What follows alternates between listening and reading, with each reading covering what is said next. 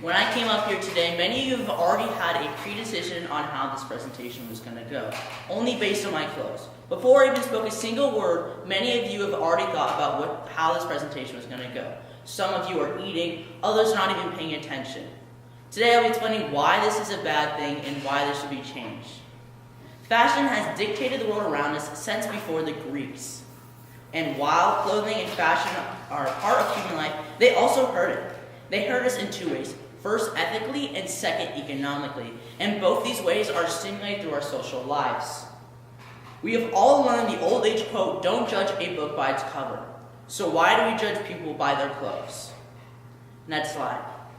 First, this is related to the stimulus packet based on the Muslim article. We see this in this article. Muslim women are being judged based on their clothing after the 9/11 terrorist attacks. And these attacks have stimulated these portrayals of Muslim women differently based on what they wear. Next slide. We can see this through the article about the paintings. In the payment art article, we see that we have in a one direction viewpoint we can see one thing, but there are many other directions in this world. In this art, or in this paintings, or in this article, we see that while in one direction you can see a completely different, completely one view, and others it looks completely differently. This is in the same sense of fashion. When we look at a person immediately, we see that they look differently when we actually get to know them, and this hurts us. But more so, now we actually see this in other ways. First, this is a problem ethically. When you take a look at this person up here, do each of these pictures look at the same person to you, or they all look differently? You would judge one of these people differently than you would judge the other. As Time magazine Deidre Clemente says, clothes are freedom. Freedom to choose how we protect ourselves to the world. Freedom to blur the lines between man and woman, old and young, rich and poor. The rise of casual style directly undermined millennial rules that dictated noticeable luxury for the rich and functions were clothes for the poor. Basically, what he is saying is that clearly we have been ruining our freedom based on these fashion senses, and this is not helping us ethically or any other ways.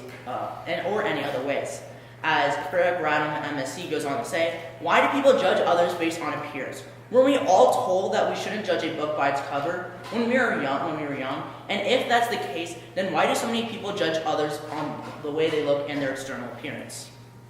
Next slide. But the two biggest brands currently are Supreme and Gucci that are funding this, and this is affecting us majorly socially. Next slide. We see this socially first.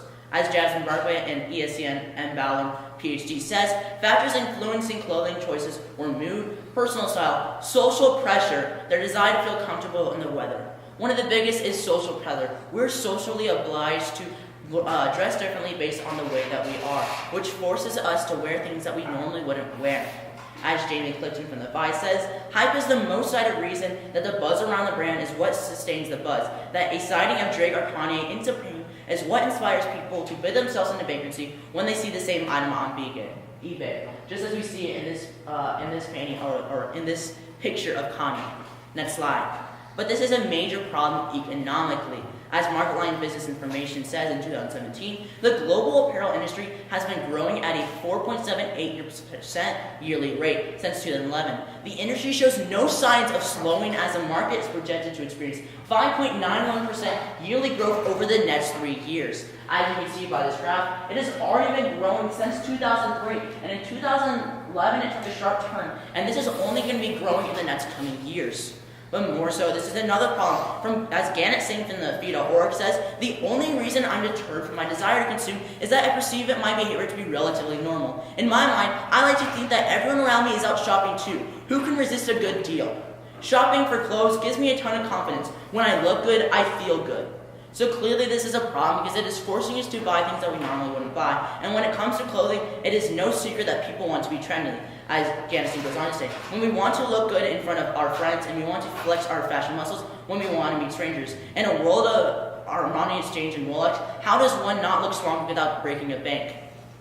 But with all these problems, the ethical and the economical, we are being forced to wear things that we don't want to, and this is because of the social. So what is the solution to this problem? Well, the first one is that we can just fit the status quo. You can't, as it has been said, you can't choose what others think of you. That's just something that you can't do. So that is the first limitation of this one. So you can't choose what others think of you, so even if you wanted to fit in, it may not work. And everyone has a different opinion about you. Just because one person thinks one way about you, the other wouldn't. And finally, nothing would change. In this world of the solution, nothing changes. People will still judge you based on what you do. But as psychology data says, it is important to choose our dress style carefully because people make all sorts of assumptions and decisions about us without proper evidence. We are unlikely to know what these assessments are too, so it is quite possibly that our clothes reveal more than we thought.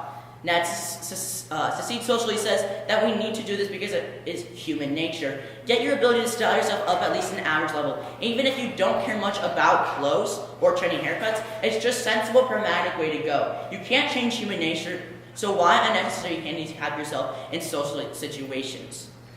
So what are the implications of the solution? Well, first, it may make others think different of you if you dress the way that they want you to dress. Also, it can increase your social status by dressing the way that others want you to dress, and that makes them more likely to like you. And finally, it'll also hurt your wallet, because as we can see, clothes are getting more and more expensive, and the fashion industry is growing economically larger and larger.